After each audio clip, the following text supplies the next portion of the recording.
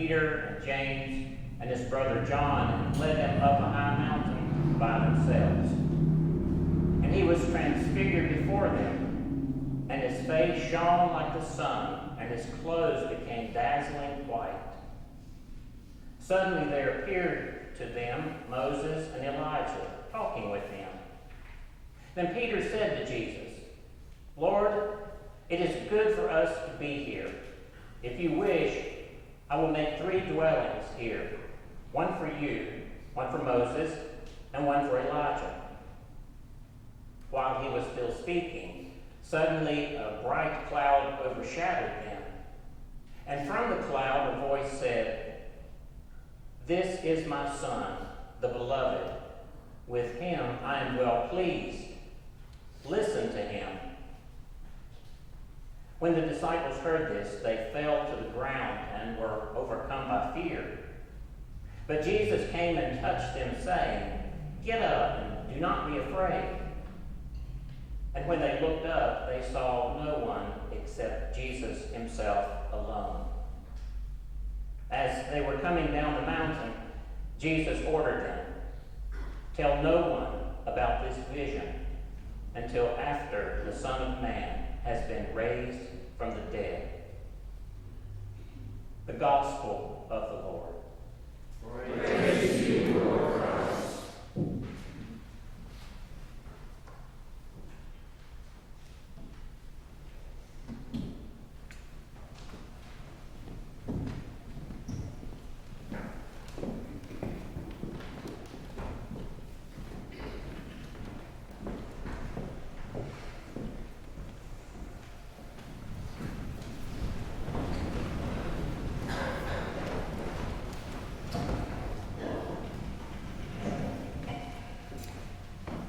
Today is the last Sunday in the season of Epiphany. Ash Wednesday is this coming Wednesday, and with it comes the beginning of Lent. The first Sunday in Epiphany always recalls the story of Jesus' baptism, and the last Sunday in Epiphany always recalls the story of Jesus' transfiguration. The bookending of this season of Epiphany with these 2 stories, the baptism and the transfiguration, is not accidental. The word epiphany, in a religious context, means the manifestation or the appearance of a deity. And at both Jesus' baptism and his transfiguration, we see exactly that. God manifests God's self and speaks a message of both confirmation and affirmation. I have to admit that the story of the Transfiguration is one of my favorite stories in the Gospels. I like it so much that I actually wrote my master's thesis on Luke's version of this story, but I will spare you my 50-page synopsis in favor of one that just lasts a few minutes. I think that one of the things that fascinates me about this story is how multifaceted it is.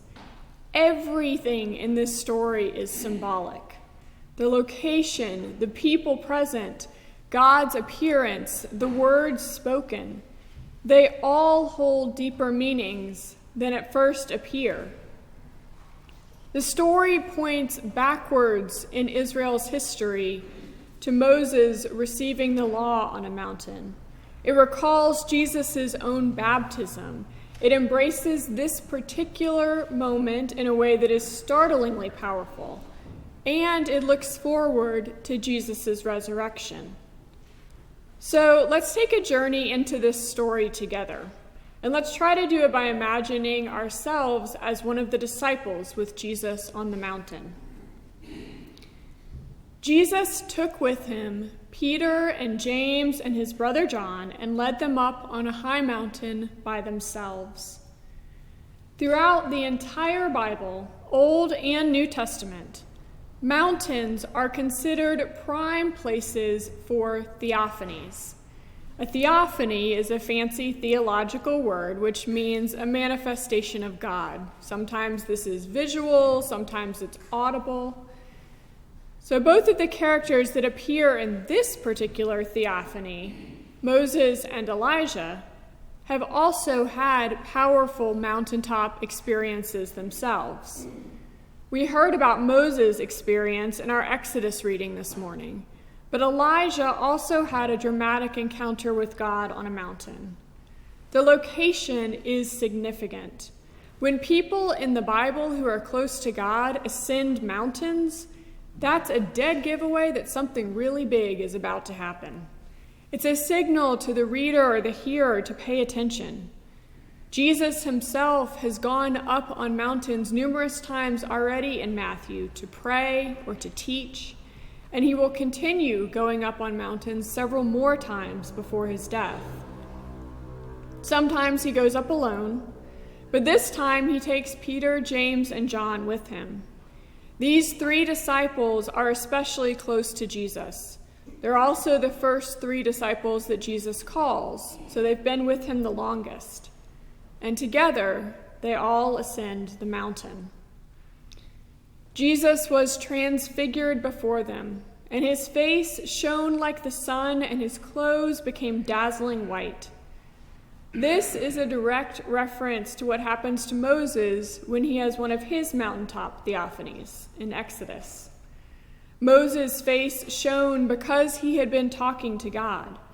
Bright light is frequently associated with God, but here Jesus is not merely reflecting God's light, he's actually emanating it himself.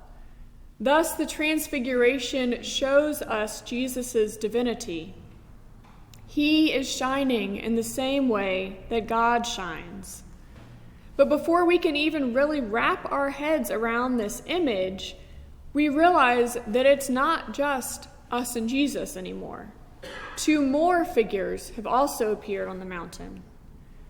Suddenly there appeared to them Moses and Elijah talking with Jesus.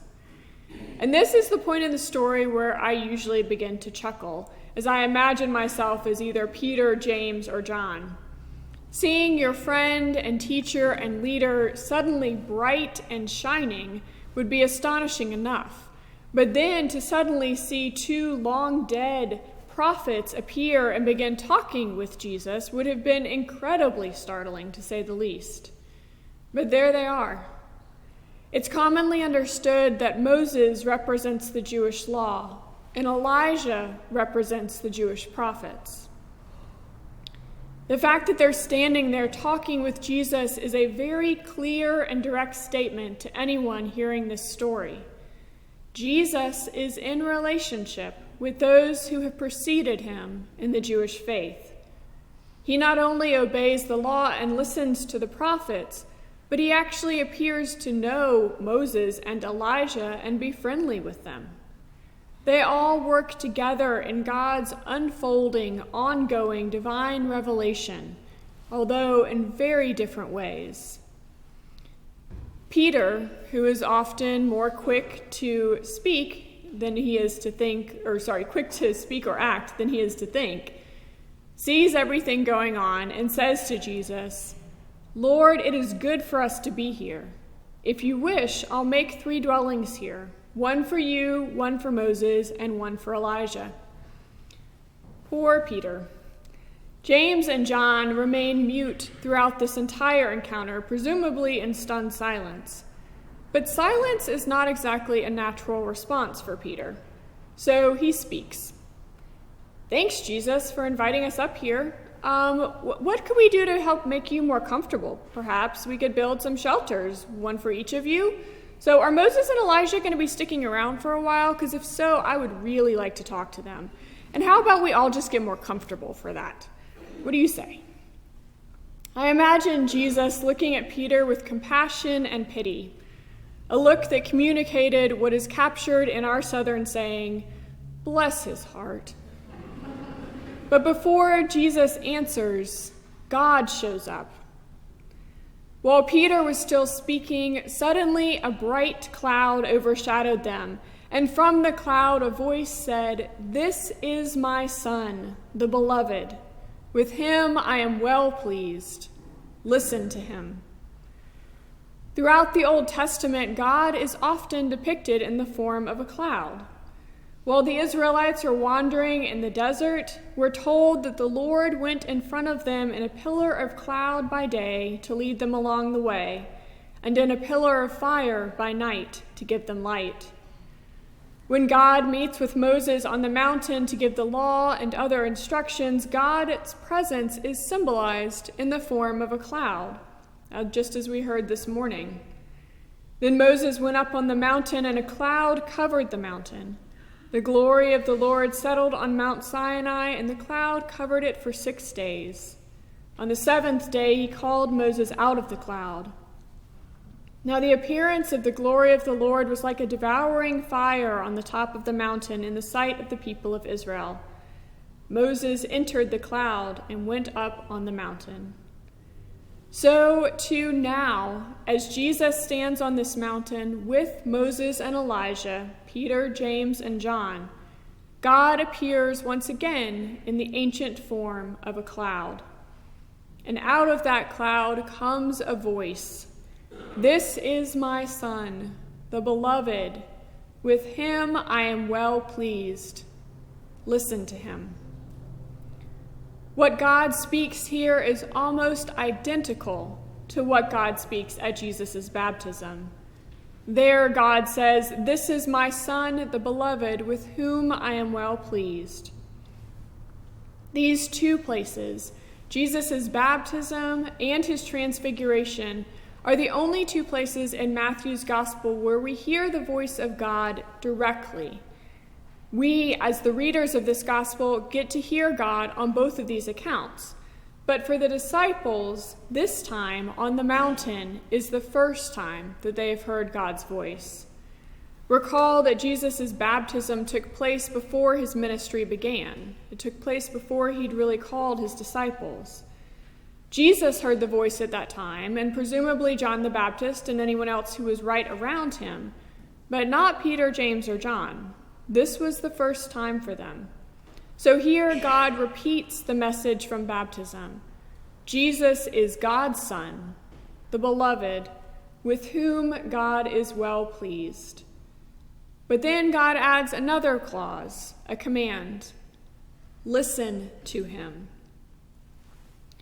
We might wonder why God feels the need to add this imperative, and yet the story of the Transfiguration comes right after the story of Jesus predicting his death and resurrection, a prediction which his disciples, most notably Peter, refused to believe. And things are only going to get harder from here as Jesus moves closer and closer to his passion and death. So this imperative is not just for the present on the mountain. It's also for the future. It's for the immediate future for the disciples, but also for the distant future for us. I always imagine the disciples following Jesus down the mountain in stunned silence, even Peter. Jesus tells them not to tell anyone about what's happened until after he's been raised from the dead. And I imagine the disciples thinking, I couldn't tell anyone about this even if I wanted to. No one would believe me, and I'm not even entirely sure what just happened. Jesus knew that this was one of those moments that would only become clear in hindsight. And of course, we have that hindsight. We only have that hindsight. We weren't present on the mountain. We didn't get to walk and talk with the living man, Jesus. And because of this, I think sometimes we tend to kind of gloss over stories like the Transfiguration. But the story of the Transfiguration and the message of the Transfiguration is as much for us today as it was for those early disciples. God's confirmation of who Jesus is, God's Son, God's beloved, and God's affirmation of pleasure with Jesus' life and ministry all form the reasoning behind God's command for us to listen to Jesus. And that imperative is every bit as relevant for us today as it was for those who walked with Jesus 2,000 years ago. As we enter into this season of Lent on Wednesday, I encourage you to spend time meditating on God's message. This is my Son, the beloved. Listen to him. Ask yourself over the next 6 weeks if you can listen to Jesus more fully in your own life. Perhaps this means attending church more often, maybe coming to morning and evening prayer. Perhaps it means reading your Bible more or joining one of our Bible study groups. Maybe try coming on Thursday nights to centering prayer, or read a book that enriches your spiritual life.